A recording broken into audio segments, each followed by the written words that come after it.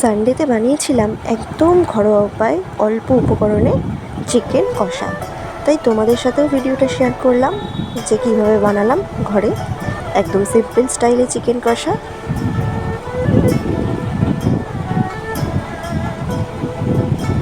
তাহলে চলো দেখে নিই। ফার্স্টে চিকেনের মধ্যে সল্ট দিয়ে দিলাম, তারপরে হলুদ দিলাম, আদা, রসুন, টমেটো, পেঁয়াজ একসাথে বাটা ছিল সেগুলো দিয়ে দিলাম। তার উপরে পেঁয়াজ কুচি দিলাম, গরম মশলা একটু থেতো করে নিয়েছিলাম সেটাও দিয়ে দিলাম, একটু কাশ্মীরি রেড চিলি পাউডার দিলাম কালার হওয়ার জন্য, ঝাল না কালার হওয়ার জন্য। একটু তেল দিয়ে নিলাম। এরপরে একসাথে সব ভালো করে হাত দিয়ে ব্লেন্ড করে নেব।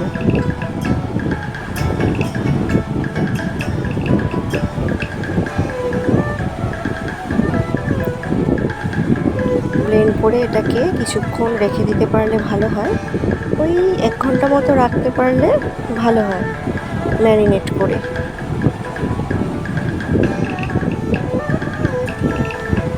কড়াইতে তেল দিয়ে দিলাম, সর্ষের তেল দিলাম, তারপরে একে একে আলুগুলো দিয়ে দিলাম। আমি আলুগুলো আগে থেকে সেদ্ধ করে নিয়েছিলাম যাতে আমার রান্নাটা তাড়াতাড়ি হয়ে যায়।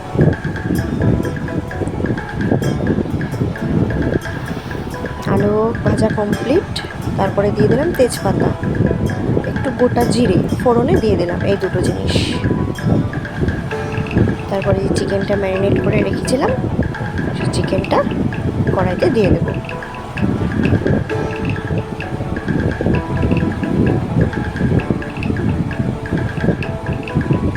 তারপরে এটাকে বেশ কিছুক্ষণ কষাতে হবে, যতক্ষণ না চিকেনের থেকে তেল ছেড়ে আসছে।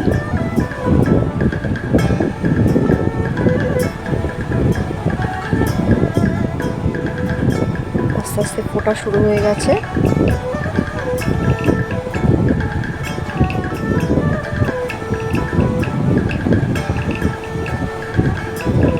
তারপরে কি সুন্দর তেল ছেড়ে এসছে।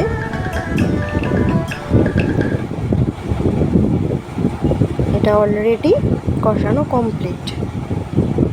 তারপরে এই বাটি ধোয়া জলটা দিয়ে দিলাম। তারপরে বেশ কিছুক্ষণ ফুটিয়ে নেব।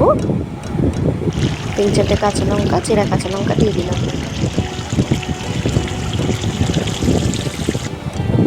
এটা একদম রেডি। এরপর নামিয়ে নেব। ব্যাস রেডি হয়ে গেল আমার একদম সিম্পল স্টাইলে খুব অল্প উপকরণে চটজলদি চিকেন কষা। এরকম চিকেন কষা যদি সানডেতে থাকে তাহলে লাঞ্চের খাওয়াটা পুরো একদম জমে যায়।